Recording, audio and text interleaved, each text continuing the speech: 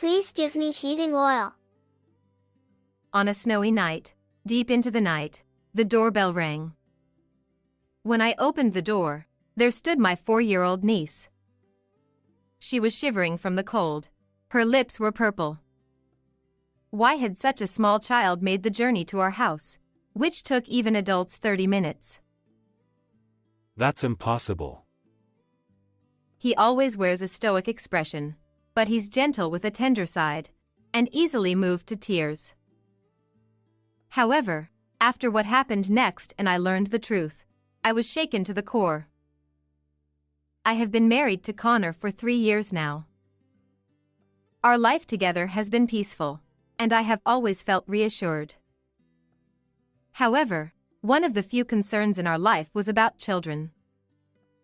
Both Connor and I had wanted children since the beginning of our marriage, but there were no signs of that happening. Although I understood that it was something beyond our control, I couldn't help but feel a little lonely every time I saw couples with children on the street. Another concern was the strained relationship with my own family. Especially with my brother Adam, things were not going well at all. It was largely because of him that I had distanced myself from my parents emotionally. My brother, who is 5 years older than me, has always looked down on me. Adam excelled in everything and acted as the model child in front of our parents. No matter what happened, our parents always believed in him and rarely paid attention to what I said. Nevertheless, we continued to maintain our relationship as a family. Both my brother and his wife, as well as my husband and I, lived near our parents' house after getting married, so inevitably we had many opportunities to encounter my brother. Hey, Natalie. Still no kids? Yeah. It's just something we can't control. If you keep taking it so lightly, your husband might just leave you one day. With a smirk on his face, Adam laughed as if he were quite satisfied. His favorite pastime was teasing me and Connor about not being able to have children. My kind husband doesn't show any signs of anger and skillfully brushes off these comments, but I can't help but feel uneasy. Even my brother's wife, Vicky, seems uncomfortable at those times. I feel like she's a kind person from the way she treats their daughter, Bella, but she seems unwilling to go against Adam. While I did want to get along with my sister-in-law and niece, doing so would mean having to deal with my brother. So despite living nearby, we kept our interactions to a minimum. On one particular day, something unusual happened. Please give me heating oil. Mommy is cold. Late at night, when I opened the door in response to the doorbell, my niece stood there with purple lips. The wind had been biting since morning, and snow had started falling quietly in the evening. Why had 4-year-old Bella come all the way to our house, a journey that even adults would take 30 minutes to make? That's impossible. I was startled when my husband suddenly raised his voice at our shivering niece. Anyway, we needed to warm up Bella. When I thought that, my husband was already gently picking up Bella. Without a word, Connor carried Bella into the warm room. My husband often appears grumpy, leading to misunderstandings, but he's truly gentle and kind. However, seeing him behave so differently from just moments ago left me bewildered, and I followed after him. Connor. As I called out to my husband, I was surprised for another reason. He seemed on the verge of tears. My husband raised his voice at our niece because he was trying to hold back tears and his tension made his voice louder than intended. Saying that's impossible was likely because he couldn't simply send Bella back without understanding the situation, especially since she seemed clearly distressed.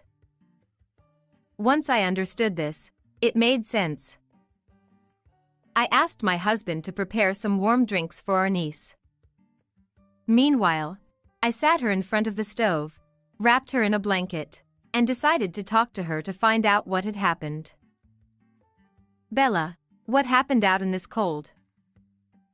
Mommy, she's still sleeping and won't wake up. Her body feels cold, so I thought she might be too cold to wake up. I wanted to make her warm, but we ran out of heating oil. Hearing this, I felt a chill run down my spine. It stirred up such grim imaginings. All right. But the heating oil is heavy, so Uncle and I will drive you there. Is it okay?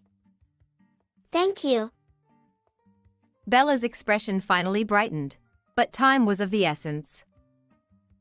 We hurriedly got into the car and headed to my brother's house. 5 minutes later, we arrived at my brother's house. We rushed inside and found my sister-in-law collapsed in the living room. Vicky. There was no response from my sister-in-law, but she seemed to be barely breathing. Thank goodness.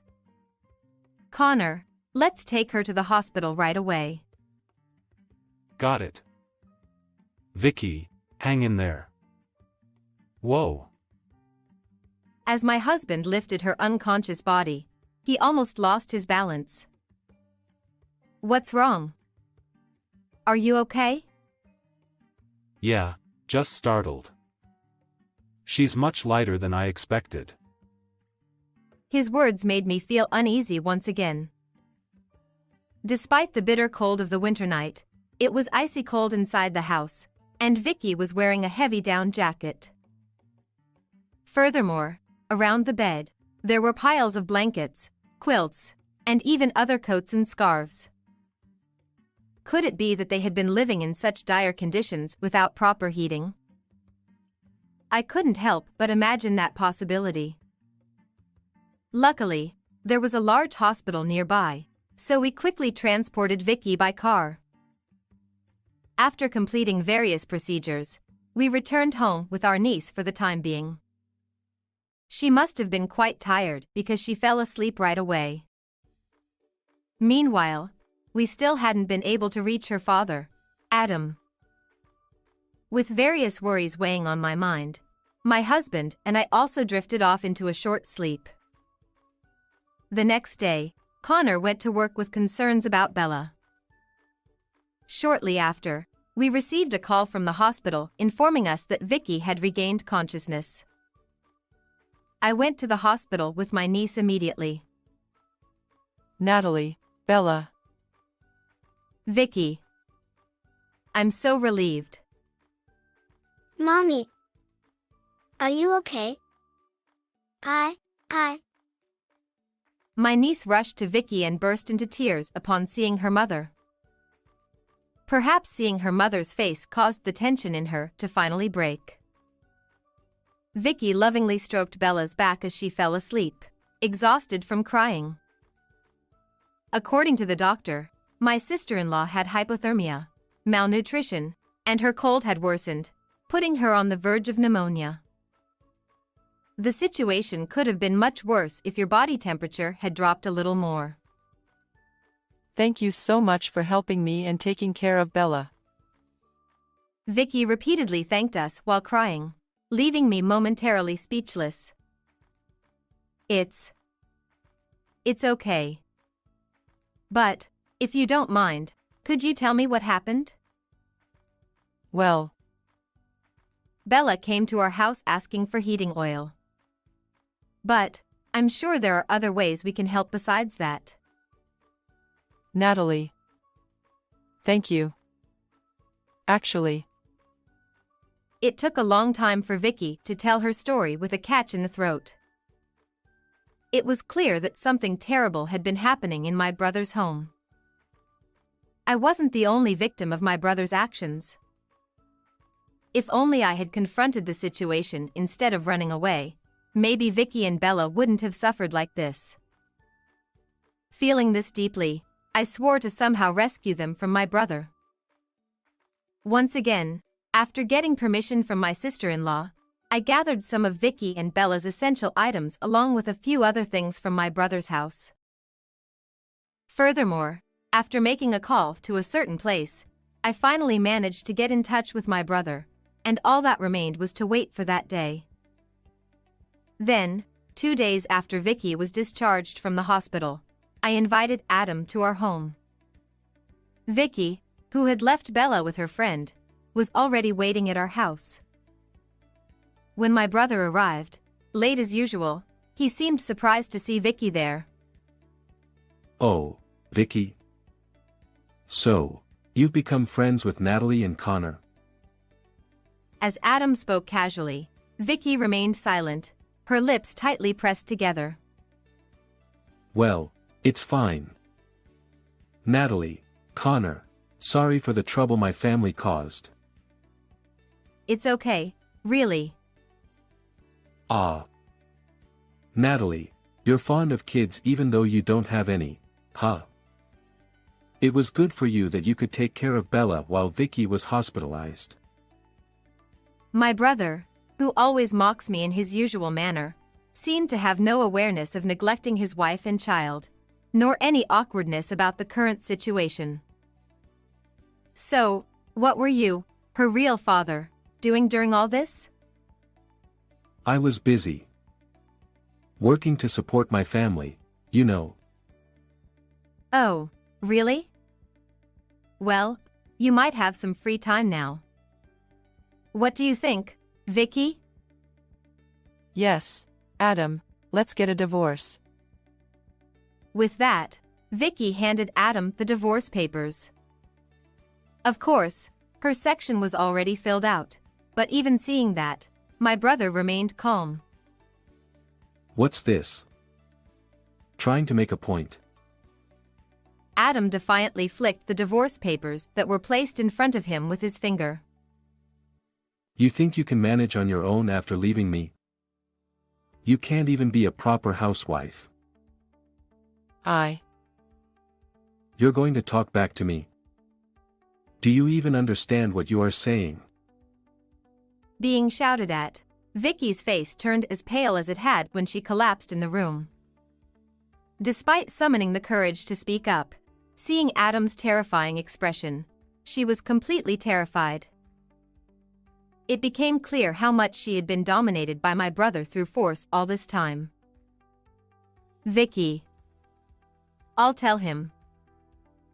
As I touched my sister-in-law's hand, she squeezed it tightly and nodded. Vicky was suffering from malnutrition. Because you hardly provided any living expenses, she had to cut down on her own food budget. Huh? What's this all of a sudden? I've been giving her money, haven't I? Handing over a few $1,000s randomly as household expenses? Do you even remember how much you were giving her? Vicky is lying. She kept a household account book. It was to explain to you that you couldn't live like this. But even after hearing that, my brother just laughed it off. A household account book she just scribbled in doesn't prove anything. Well, how about this then? At that moment, I took out my sister-in-law's medical diagnosis report and another document I had prepared. These are printouts of your bank account usage and card transaction history. There's no evidence of money being used for household expenses, is there? Where did you get those from? I got it from the computer at your house. Every website had saved passwords, so it was easy to log in. Suddenly confronted with such evidence, my brother's mouth hung open, and he struggled to find words. And besides, spending nearly $3,000 each month? Seems like you've been enjoying quite a lavish lifestyle. You said you were busy with work, but it seems like there was another reason you hardly ever came home. As I smirked meaningfully, Adam's face contorted. What's that supposed to mean? Don't say such disreputable things. Stop your weird fantasies. Oh, so you're going to play dumb till the end. I shrugged my shoulders and then revealed one last thing, something I had saved on my brother's computer. It was a photo of messages exchanged with his mistress, suggesting an intimate relationship.